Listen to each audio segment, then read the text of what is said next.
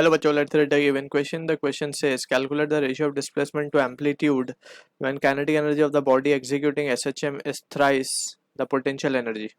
So to understand the question, we need to understand about the concept of energy of a particle performing SHM. Right. So जब भी particle SHM perform करता है तो it has two types of energy associated with it. अगर हम उसका graph से समझने की कोशिश करें तो let suppose we have energy versus displacement graph. In this graph we can see के जो काइनेटिक एनर्जी का ग्राफ आता है it comes something like this, and जो पोटेंशियल एनर्जी का ग्राफ आता है वो कुछ इस तरीके से आता है. सो यहाँ पे हम शो कर रहे हैं this is the graph of potential energy. अरे कुछ इस तरीके से स्ट्रेट होता है ये, तो we will show it from this. ऐसा करके कुछ आता है ग्राफ. ठीक है, तो यहाँ पे हम देख सकते हैं कि ये जो ग्राफ हमने शो किया है ये है पोटेंशियल एनर्जी का graph. This is potential energy and this is kinetic energy. So हम देख सकते हैं कि काइनेटिक एनर्जी जो है वो मैक्सिमम है एट मीन पोजीशन. ये मीन पोजीशन है हमारी और ये दो एक्सट्रीम पोजीशंस है. ठीक है, x इक्वल्स टू प्लस है and x equals to minus है. अब in this situation we can see कि जो काइनेटिक एनर्जी है वो मैक्सिमम मीन पोजीशन पे, because velocity is maximum at mean position. Right, velocity is zero at extreme, तो kinetic energy भी वहाँ पे जीरो है. अब यहाँ पे just we need to recall the expressions for the kinetic and potential energy. So potential energy की जब हम बात करेंगे so it is the energy possessed. अगर हम इसका डेफिनेशन देखें पोटेंशियल एनर्जी का, so it is the energy possessed by body due to its rest और द पोजिशन. सो उसकी वजह से जो एनर्जी स्टोर होती है उसको हम पोटेंशियल एनर्जी कहते हैं. अब यहाँ पे जो एक्सप्रेशन आता है इसका comes out to be half k x square.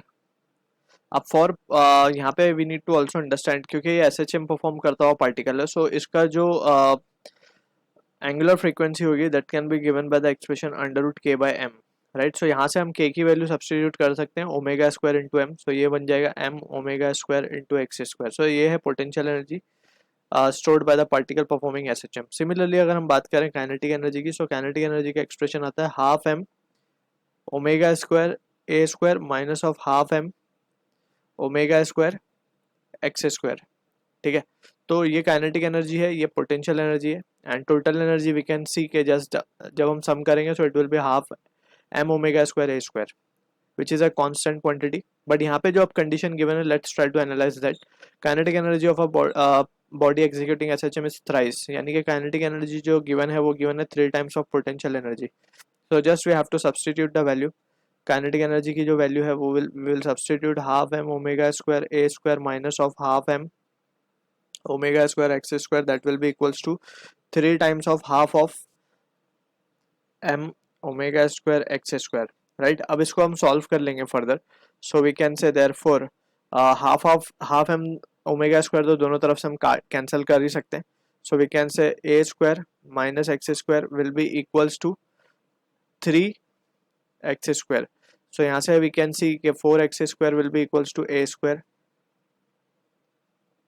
Right, हमें चाहिए रेशियो किसका, डिस्प्लेसमेंट टू एम्पलीट्यूड, यानी कि x upon a the whole square will be equals to 1/4, या फिर हम इसको रूट कर देते हैं इस तरफ भेज के.